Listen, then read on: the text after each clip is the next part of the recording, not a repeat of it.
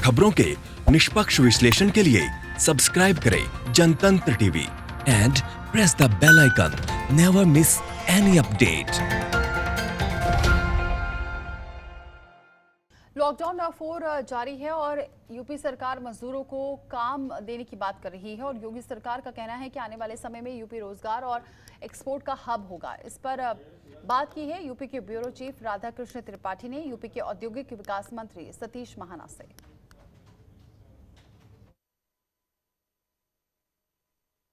योगी सरकार का कहना है कि आने वाले समय में उत्तर प्रदेश रोजगार और एक्सपोर्ट का सबसे बड़ा हब होगा। आखिर यह कैसे संभव हो पाएगा कोरोना के इस दौर में? हमारे साथ हैं उत्तर प्रदेश के औद्योगिक विकास मंत्री सतीश महाना जी। हम उनसे ही पूछते हैं कि आखिर किस तरह से यह संभव हो पाएगा। देखिए, एक विश्वास के साथ आगे बढ़ रहे हैं। एडवांटेज यूपी आज पूरे देश में हम उसको शोकेस कर रहे हैं और वास्तविक आधार के ऊपर उसको आगे बढ़ाने का काम कर रहे हैं। सबसे महत्वपूर्ण बात है कि हमारी जो कंज्यूमर मार्केट है, जो पॉपुलेशन है, वो लगभग 23 करोड़ के लगभग है। तो जहाँ पर कंज्यूमर होगा, जहाँ पर मार्केट होगी, जहाँ पर उपभोग होगा, जहाँ पर खरीदार होगा, वहाँ पर इंडस्ट्री आएगी। महत्वपूर्ण बात ये।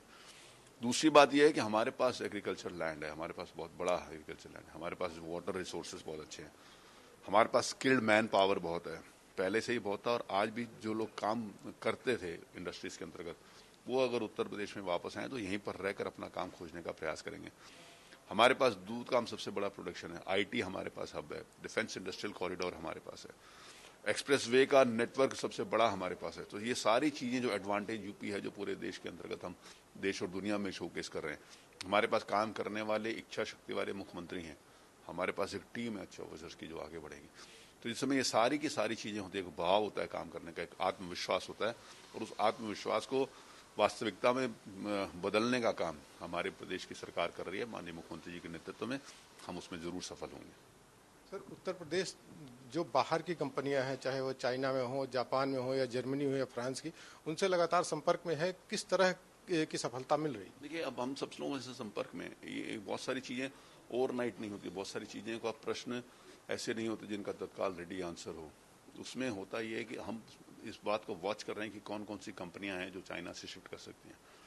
हमारा निवेश डिपार्टमेंट, हमारे ऑफिसर्स, हमने उसमें 3 अलग अलग हेल्प डेस्क बनाई हैं जहां पर हम अलग अलग देशों के साथ अलग अलग अधिकारी बातचीत करते हैं, उनकी आवश्यकताओं को मैपिंग कर रहे हैं, उनसे बात कर रहे हैं दूसरे देश क्या क्या उनको सुविधा दे रहे हैं, हम उसमें से हमारा देश क्या सुविधा दे सकता है और हमारे देश के बाद उत्तर प्रदेश है उनको क्या सुविधा दे सकता है। हर व्यक्ति से 1-to-1 बातचीत चल रही है। थोड़ा सा समय जरूर लगेगा। देखिए, एकदम ऑल ऑफ ए सडन अगर कहें कि महीने भर के अंदर आके आप इंडस्ट्री का काम शुरू हो जाएगा, वो थोड़ा सा कठिन होगा।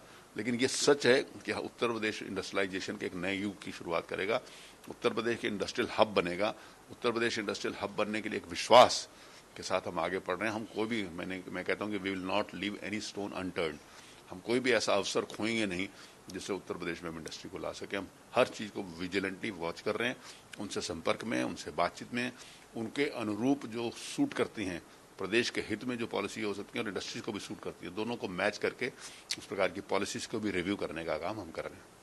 सर, मुख्यमंत्री ने मेक इन यूपी की बात की है कि मेक इन यूपी एक ब्रांड डेवलप करेंगे, तो किस तरह का कॉन्सेप्ट होगा इसमें, किस तरह की चीजें होगी? देखिए, जैसे प्रधानमंत्री ने कहा था आओ हिंदुस्तान में बनाओ, और हिंदुस्तान के इंडस्ट्रीज को भी, एंटरप्रेन्योर्स को उन्होंने आगे बढ़ाया कि आप हिंदुस्तान में बनाइए। आज जिस समय हम विदेशों से जो चीज इम्पोर्ट करते थे, विशेष रूप से जो चाइना से इम्पोर्ट करते थे, वो चीजें हम अपने यहाँ कैसे बना सकते हैं, इस बात के लिए हम काम कर रहे हैं। जब मैं अभी उदाहरण दिया कि अभी जैसे सैमसंग इंडस्ट्री है, तो पूरी दुनिया में सैमसंग का नाम है, लेकिन पूरी दुनिया की सबसे बड़ी फैक्ट्री नोएडा में उत्तर प्रदेश में है सैमसंग में, जो हमारी सरकार आने के बाद लगी। हमारी सरकार आने के बाद उसकी क्लियरेंसेस दिया गया, उसका भूमि पूजन हुआ और उसने प्रोडक्शन भी स्टार्ट कर दिया। माननीय प्रधानमंत्री जी ने उसका उद्घाटन किया था। वो 12 करोड़ मोबाइल पूरे 1 साल में बनाते हैं। तो वो उत्तर प्रदेश में बना के देश और दुनिया में उसको एक्सपोर्ट करते हैं।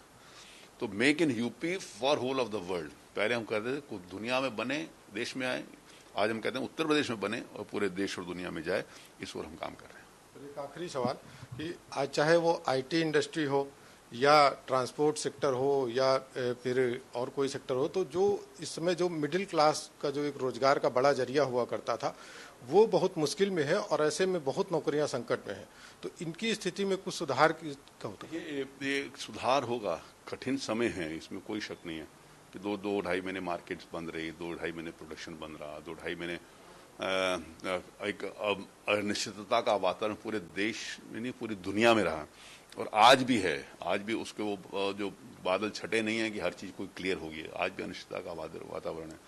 जब तक ये कोविड-19 का पूरी तरीके से मन के अंतर्गत से भय नहीं निकल जाता या उसके अनुरूप हम नहीं ढाल लेते, तब तक कठिनाई है।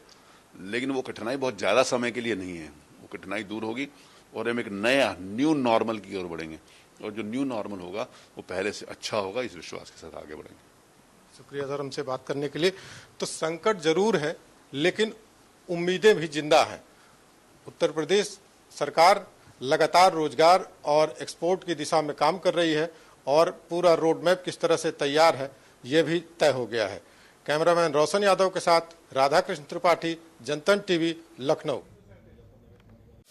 खबरों के निष्पक्ष विश्लेषण के लिए सब्सक्राइब करें Jantantra TV and press the bell icon. Never miss any update.